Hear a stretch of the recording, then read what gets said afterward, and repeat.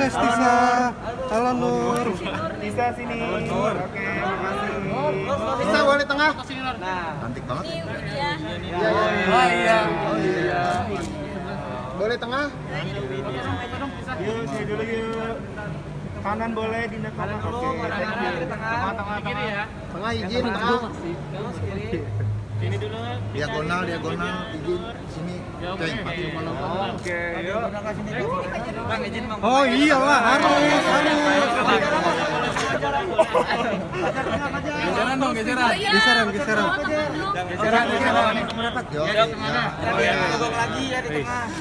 Jadi gimana makan malam monyet? Gimana, bagus nggak sih? Masih saya main. Oh iya.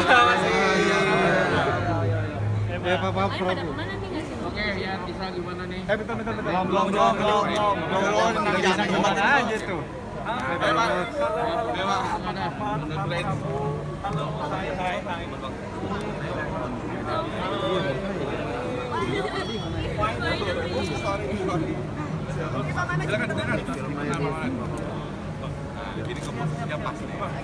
Yo beceng. Silakan Beceng. Oke, mungkin dari Pak Mamat dulu yang pertama gimana nih akhirnya setelah menanti lama KKN akhirnya gala premier malam hari ini. Yes, akhirnya setelah 2 tahun kami siap merilis KKN di Desa Penari di tanggal 30 April. Ya, tapi juga ada sneak preview 28 April ini dan kami akhirnya setelah berapa PHP terus, netizen udah komplain terus, nggak mau nonton, akhirnya positif mereka juga itu namanya benci tapi cinta ya. Dan saya bersyukur hari ini gala primernya dan kita mau rilis minggu depan.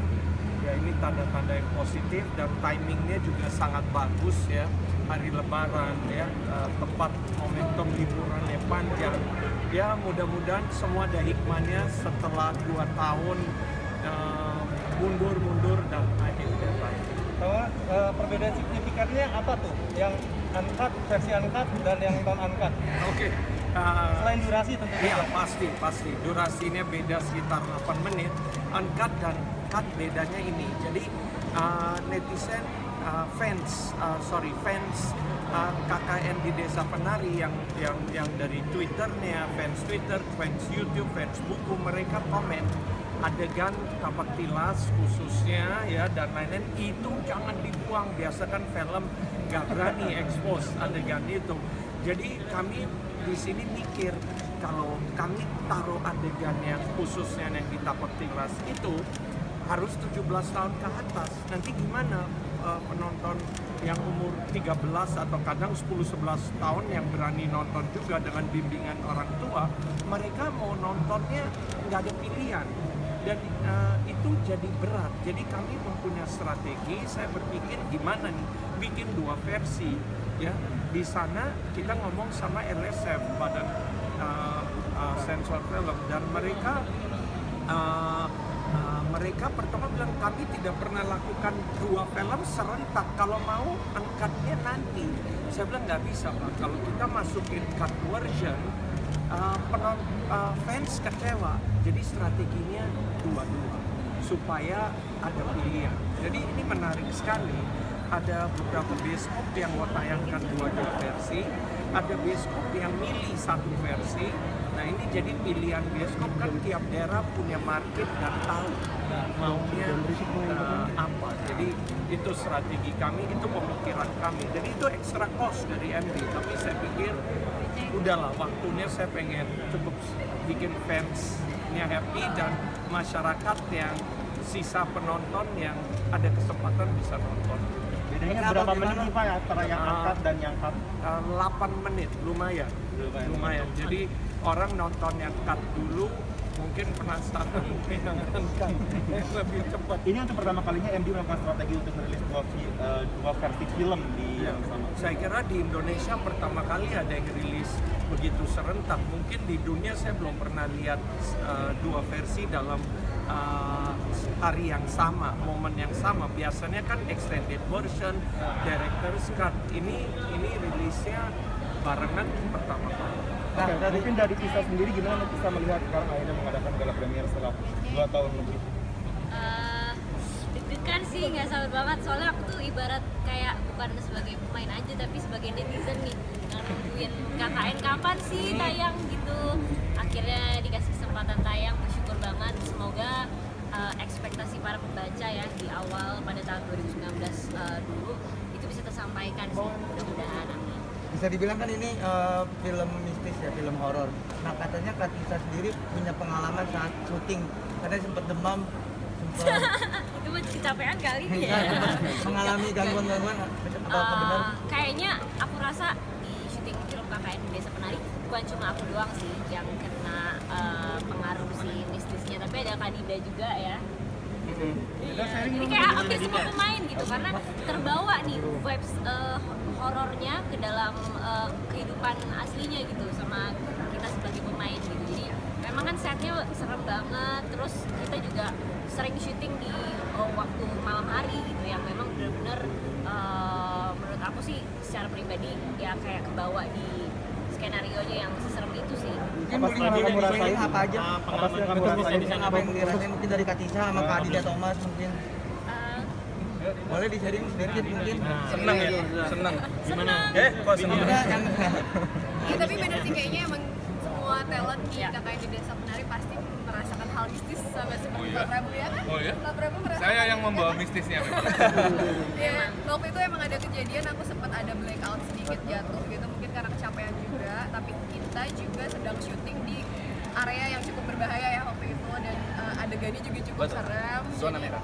Zona merahnya daerah sana. Jadi kayak emang kita udah diwanti-wanti untuk hati-hati ya, jaga sikap, jaga ini gitu. Pada hari itu aku juga memang physically lagi drop, jadi mungkin terjadilah seperti itu.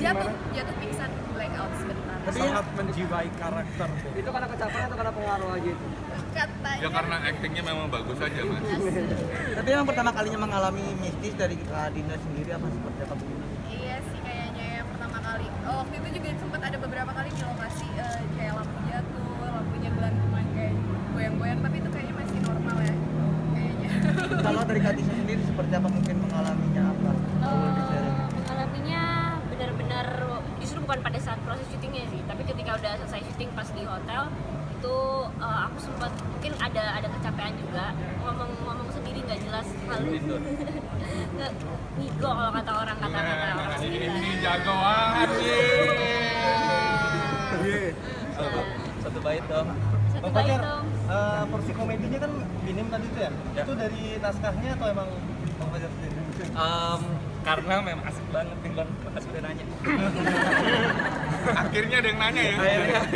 Kalau untuk porsi komedi sebenarnya ada, tapi tidak banyak karena memang ini benar-benar diserap dari Tracy Simple Man yang pure gitu dari Simple Man-nya. Kalau untuk porsi komedi ada tapi tidak banyak. Pak Manas ini syutingnya berapa lama dan di mana aja Pak Manas untuk daerah-daerah mistisnya itu? Daerah-daerah mistisnya kita syuting di daerah sekitar Jogja dan syuting production days-nya lebih dari 40 hari, syuting days-nya sekitar 34 hari ya kurang lebih, dan banyak challenging ya. Challenge-nya cukup besar sampai setnya lengser lah, hujan waktu itu, tumbang banyak kan kita di hutan sewa lokasinya tuh kita bangun set di hutan, itu yang jadi challenging juga. Dan kita mau buru-buru kemarin syuting di musim hujan untuk merilis 20 Maret 2020. Kalau tahun itu santai-santai aja. Ngapain? Paman itu saat itu pernah kejadian misi kita nggak sih? Paman sempat datang ke lokasi itu? Ya, Atau gimana? saya sempat ke lokasi juga lihat syuting, tapi sayangnya saya nggak lihat kejadian itu.